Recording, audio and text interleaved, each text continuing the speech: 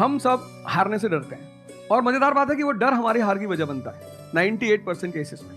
हारने से क्यों डरते हैं? क्योंकि हम जानते हैं अगर हम हारेंगे तो जो पीछे 3 लोग बैठे हैं ना, रिश्तेदार, रिलेटिव्स और फ्रेंड, वो जीने नहीं देंगे। आप जब भी आईएएस की तैयारी करें, पहला अटेम्प्ट आपका सीरियस अटेम्प्ट होना चाहिए। आपने तैयारी किया, बेसिक्स तैयार किए, आपने एडवांस कोर्स तैयार किया, आपने कम से कम मेंस के 1000 आंसर्स लिखे हैं और मिनिमम 10,000 प्रीलिम्स के क्वेश्चंस आप सॉल्व कर चुके हैं, तब आप एग्जाम देने जाइए। सिर्फ एक अटेम्प्ट दीजिए। जिसने भी पहला अटेम्प्ट सीरियस दिया उसको दोबारा तैयारी नहीं करनी पड़ती, रिवीजन करना पड़ता है। भाई आप देखो ना, जितने सारे सेलेक्ट लड़के होते हैं उसमें बहुत सारे नौकरी कर रहे होते हैं, जॉब कर रहे होते हैं। कुछ लोग मुझसे पूछते हैं सर जॉब करते वक्त तैयारी हो सकती है? नहीं, जॉब करते वक्त तैयारी तो नहीं हो सकती, जॉब करते वक्त रिवीजन हो सकता है। 3 hours per day, 4 hours per day.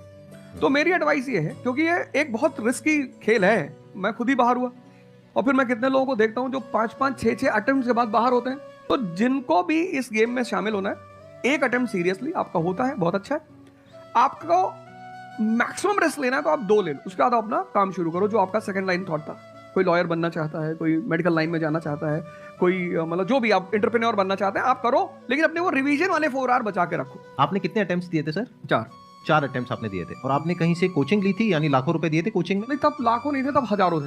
अच्छा, हजारों रुपए आपने खर्च करे थे और आप एक मिडिल क्लास बैकग्राउंड से थे। तो 4 साल में आपका कितना पैसा लग गया होगा, रहना खाना पीना? और आपने तो पूरी तैयारी करी होगी, साथ में किया नहीं, होगा, कुछ आई थिंक सो। कुछ नहीं किया। कितना आपका 4 साल में अच्छा खासा पैसा? 5-6 लाख रुपए लगे। 5-6 लाख रुपए उस समय। आज के समय पे अगर किसी को कोचिंग लेनी है तो आई थिंक से 3-4 गुना, 5 गुना आराम से लगेगा। आराम से लगेगा। तो 15-20 लाख रुपए उस इंसान का लग गया, और वो है एक मिडिल क्लास बैकग्राउंड से। अब वो कहीं ऐसा तो नहीं कि वो ना यहाँ करा ना वहां करा 4-5 साल बाद? हमारे समय तो ठीक था। अब आप रिस्क पूरा नहीं ले सकते, you have to be cautious.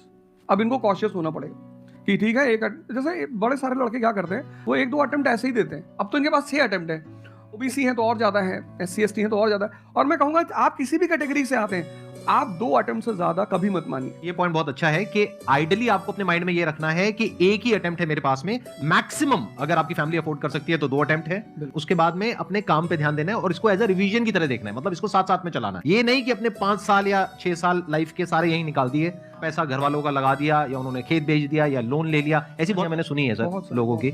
बहुत ही दर्द होता है ऐसी कहानियां देख करके। ऐसे लोगों की जो कहानियां है वो उसको सुन करके बहुत ही बुरा लगता है अंदर से।